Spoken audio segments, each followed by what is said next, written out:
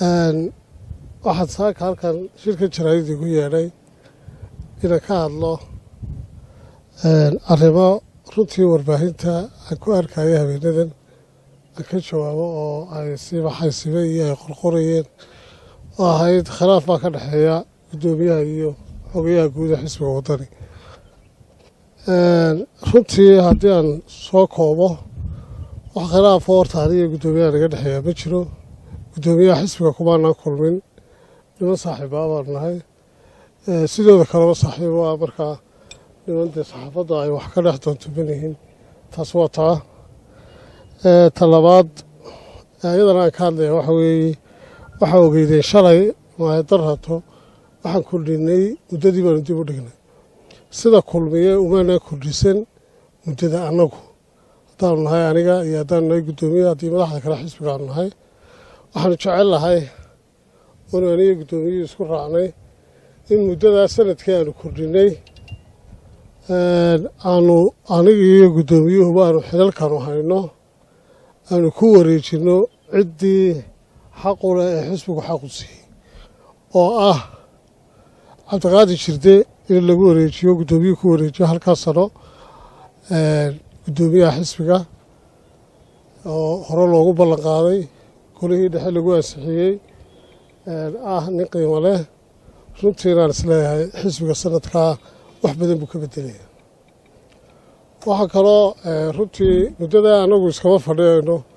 waxaanu ahaanaynaa dad ka shaqeeya labadayad waxaanu ka wada shaqaynaynaa dibadaha iyo gudahaba wixii xisbiga waddani ama dhaqaalaha ama dada loo raadin karay loo raadiyo. taasaan hawshaas aanu gelaynaa, waayo waxaanu sugaya tartan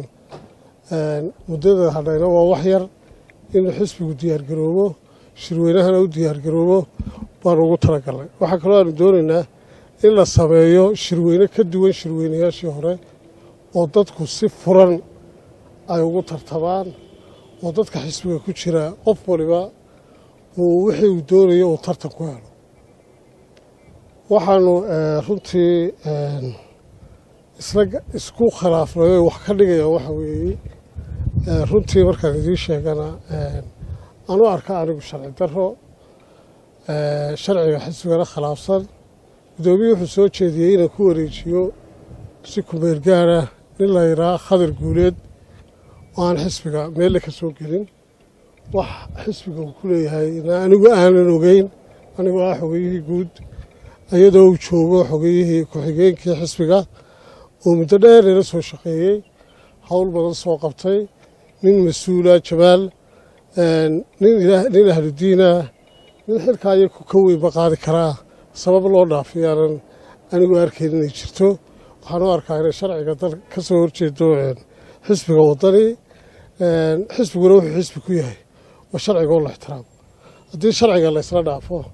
dee nin waliba halka doon u ka dhacayaa, laakiin waxa weeye in sharciga iyo nidaamka la raaco ayaan ogolahay. waxaanu guddoomiyaha ka codsanaynaa inuu ku soo noqdo sharciga, xilkaa loo dhiibo ciddii xaqa u lahayd ee sharcigu jideeyey, isagoo aan wax kale eegeyn ee wuxuu eega ay noqoto xisbiga iyo heykalkiisa uu u hoggaansamo nidaamka uu yahay. waana ku rajo weynahay saaxiibkay inuu aqbali doono. waxaan halkan ka caddaynayaa oon ummadda u sheegayaa anigu xisbigii waxaan ku wareejinayaa xogeeye ku-xigeenka marka uu soo qoro guddoomiyuhu waraaqda, isaguna wuxuu wareejinayaa uu si rasmi ugu wareejinayaa guddoomiyaha cabdiqaadi jirte. waxaan caddaynayaa shirweynaha waxaa keliya aan doonayaa inuu shir noqdo furan oo si cadaalada loogu tartamo.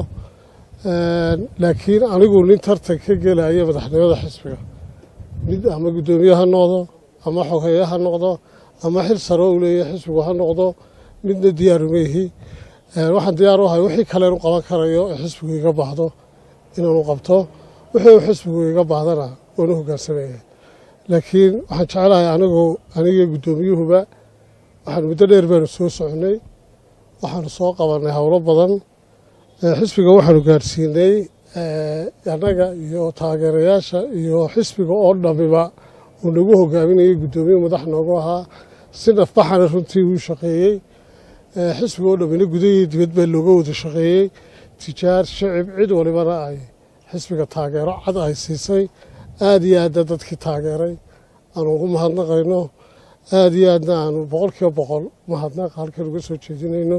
hadday diiwaangelin tahay iyo hadday tahay maxay ahayd codbixinba sida ay uga qayb galeen annagoo dhammaan dadka reer Somaliland ee doorashadii ka qayb galay saddexda xisbiba aad iyo aad ugu mahadnaqaynaa sidii nabadgelyada hay'ada ay ku codeeyeen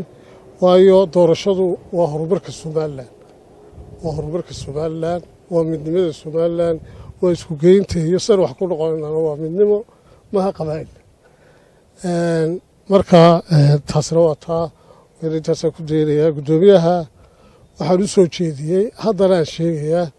annagu xisbiga waxaan hogaamin ahaan baan ka hadlayaa markaan sidaa leeyahay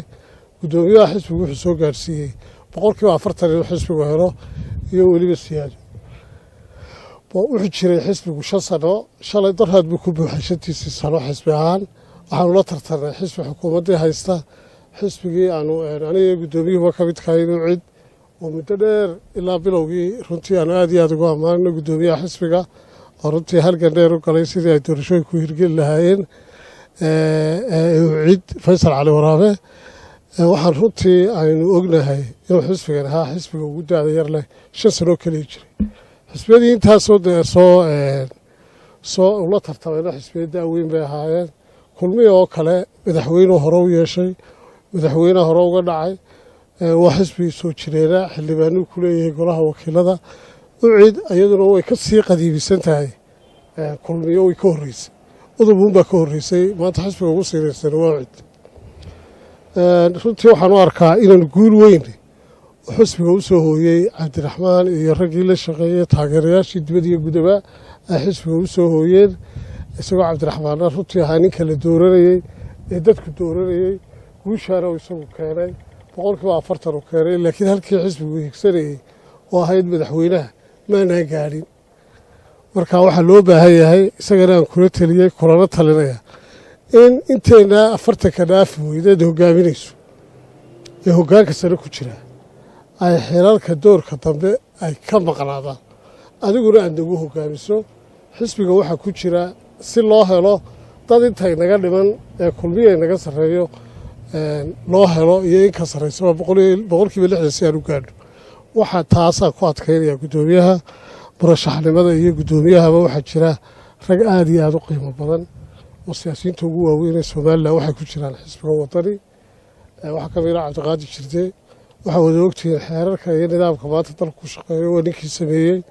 waa nin soo hogaamiyey golaha wakiilada oo qaybaha gudoomiyaha oo inta badan ma joogin waa nin eeda badan waa nin aqoonyahana waa nin waaya araga waa nin degan waa nin ummadda isku wadi kara waxaan qabaa waxaa kaloo ku jira Maxamed Cabdi Gaboose oo xisbiga ummadda loo keenay annagoo xisbiga aad u adkeen xilligaa runtiina aad iyo aad ugu mahadnaqayno xisbigana ku soo kordhiyey miisaan weyn waxa ku jira yani dad badan baa ku jira waxaan jecelahay dadka in gudoomiyuhu waa odaygii xisbiga uu orday intii uu awoodiisa oo dhan buu geeyey halkaa uu dhaaf waayo waxaan jecelahay gudoomiyuhu inuu kala doorto 12 nin oo wada madax noqon kara intan waliba ka aqaan intaan aqoonay ama gudaha joogto ama dibadda joogtaana dee badan dadka reer wadani in nin miisaan leh oo halkaa uu gaarsiiyey gudoomiyuhu ka sarreysay kara uu buuxay uu gudoomiyuhu ka howlgalo taageerana uu siiyo waa ku celcelinayaa oo soo jeediyay annaga waxa diyaar u ahay cid kasta oo xisbiga halkaa uu jooga dhaafi karta inuu taageero way mudana gudoomiye waxa sheegaysaa sida hadalkaagu imika u dhigan yahay ilaa ayuu cirro gudoomiyaha xisbiga ku wareejiyay Cabdiqaadir Jirde aniguna ma wareejinay xogayaha gudoomiyaha hadalkaagu ma adeer taasi adiga qabee Cabdiqaadir Jirde cirro ma baryayo kula dhaxaasixiyay oo wax sharciya oo wada ogtiin waxa warbaahintu ogtay dadka in wax lagu dhaxgeliyana maaha waa wax waajib ku ah inuu wareejiyo maadaama ay muddadii dhamaatay taas waa waajib anigana tayda anaaba iga soo goday gudoomiyahana iga codsaday waanan ogola shardina maaha laakiin waxa shardiya in waxa aan sameeynaya uu yahay waxeerka xisbiga waafaqsan aanu ahayn wax raali gelinaya gudoomiyahayaga gudoomiyuhu wuxuu ninkan u wataa waxa weeye shirweyne la gelayaa shirweynaha wuxuu doonayaa inuu qaabku doonayo dibadda uga hago oo uu noqdo shaar isagu uu leeyahay oo uu isku sarjaro taasina tu aanu aqbalayno maaha xisbi dalka ummad dhan baa 40% baa tacab badani kaga jira xuquuq leh si daahfuran oo nidaamka iyo sharciga ummaddu ay leedahay lagu soo doorto waxaanu jecelahay in cidda marka horeba uu gudoomiyuhu iyo xisbigu uu keenay ee uu ku-xigeenka ka dhigay waa xaqdarro haddii la yidhaha sanaag beri buu ka soo jeedaa waa laga qaadaya wax la aqbali karaba marka waxaanu leenahay waxa weeyaan sharciga ha loo sinaado yaan lagu kala sarraynin anigu mida jeebadda ku sitaanayuu iman miduu guddoomiyuhu jeebadda ku sitaanayuu iman ha yimaado mid xisbigu keenay hoggaanka sare xisbiga gaboose ayaad siyaasigaas ayaad soo hadal qaatay ma waxaad u jeedaa in musharax ninkaasi oo xisbiga uga tartamo doorka dambe musharax madaxweyne adeer horta taasi isagay ku xidhan tahay hadduu tartamayo haddaanu taagtay laakiin waxaan sheegayaa ragga wax ku oolka ah ee xisbiga ku jira ee dalkan hoggaamin kara waxaana ku xidhan tahay aniga iguma xidhnee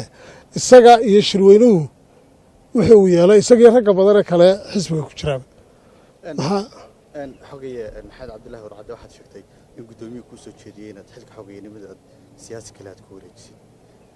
waxaana sheegtay inaad xilal kale ka qabanayn xisbiga aad raja aanad ka qabanayn xil weyn iyo xil kale toonaad ka qabatid marka ma waxay u muuqataa inaad wax mustaqbal siyaasadeed oo xisbiga wadani kugu sii jira inaan jirin miya maya adeer saayo haw arkin hadalkan malaha mooji meerayaan ka booday ma garanayo aan ku celiyo waxa weeye waxaanu doonaynaa xisbigii maanta wuu dhacay xisbigu markuu dhacana hawl badan baa soo gaadha gebigayguba maskax guur baanu ku jirnaa ilaa guddoomiyaha waxaanu jecelnahay inaanu xisbigii dib u soo kabno dadna aanu u raadinno dhaqaalena aanu u raadinno halkana hawl badan baa ka jirta xisbiga marka amar layguma siina dee anu ile xogeeye guud oo shirweyne lagu doortay baana waxa weye waxaan u arkaa danta xisbiga annaga iyo guddoomiyuhuba inaanu labadeeduba u madax bannaano howlaha mudanayn weedha odhanaysa markii xogayaha loo soo jeediyey inuu xilkii banneeyo ayuu isna keenay xeerkaa amaba go'aankaa in cabdiraxmaan cirana uu guddoominamadii banneeyo weedhaa maxaad kaga jawaabi adeer horta waxaana kala dilaasaan cabdiraxmaan ciro dee horta golo dhaxa lagu ansixiyey cabdiqaadir jiri anu bannaan maan odhan mana odhanayo ninka fakarka keenayna waa guddoomiyihii isagaanu fakarka ku daba joognaa anu intanaan ku diidanay waxa weeye waxaan sharciga waafaqsanayn xisbiga inaan la keenin iyadoo ujeeddo lagu leeyay laakiin cabdiqaadir dee ummad dhan baa ogeyd oo adigu waa taagneed badri oo golo dhan baa ansixiyey waxayna warcaddo uga baahanya wax ciro uga baahaynin daba jiro wahagaaga su-aashadan ku weydiiyo professor fifa Soomaaliya madaxtooyadii baad weydiinaysa khilaafkan hadda wuxuu muuqdaa mar hadduu warbaahinta soo gaadhay mid muddo soo jiitay oo adiga iyo guddoomiyaha idinka dhexeeya malaba markana xisbigu uu ku burburaya isla markaana saameyn xooggan buu ku keeni karaa khilaafkaas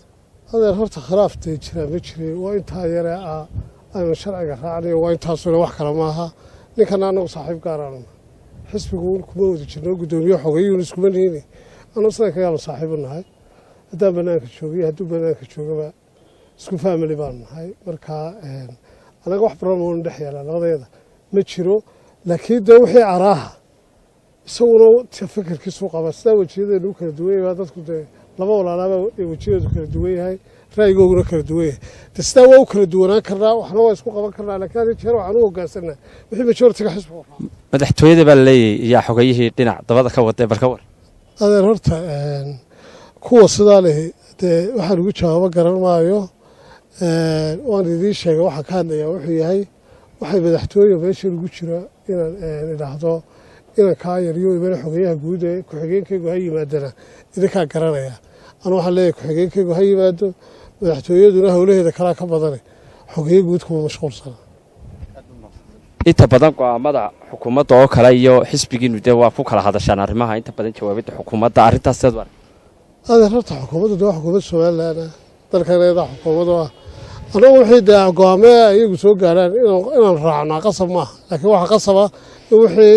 saxa aan raacno wixii qaladan aan toosino wahagaaga xogay in badan oo ka mid ah siyaasiyiinta xisbiga ku jira wadani waxay aaminsan yihiin inaad si hoose ula shaqayso xisbiga talada haya kulmiye siday doonaan iyagu soo dhigaan taasoo ay sababaan in dadka inta badan markay yidhahdaan ha loo jawaabo siyaasiyiin aad isku deegaantihiin inaad ka gaabsato inaad jawaabu mariso warbaahinta arrintaa maxaad iska difacaysaa horta adeer waxaan kuu sheegayaa waa laba su-aalood oo isa saarane horta anigu uma jawaabo reerkayga mana aaminsani nin waliba inuu reerkooga u jawaabo maaha wax dee reero uma dagaalamayno axsaab baa horta la isugu jawaabaa axsaab baa nin walibana shaquu leeyahay siyaasadinta reerkaygana aanu xisbiga uguma jiro inaan caayo laakiin waxaan ugu jiraa wixii somalilan anigoo qofna caayan ka xun inaan tilmaamo cid kastuu yahayba kayga iyo ku kalaba waxaana qabaa siyaasiyiinta anigu aan la hadlaa waa siyaasiyiin ii siman ama walaalkay ha ahaada ama anigu aan dhale iyo ka igu shisheeya aniga way ii siman yihiin waa nimadooda reer somalilan si siman baan waxaan soomaalida ku shaqaysan anigu kuma shaqeeye anigu waxaan nin qaranka ka shaqeeya nin qabyaalad ku shaqeeya mihi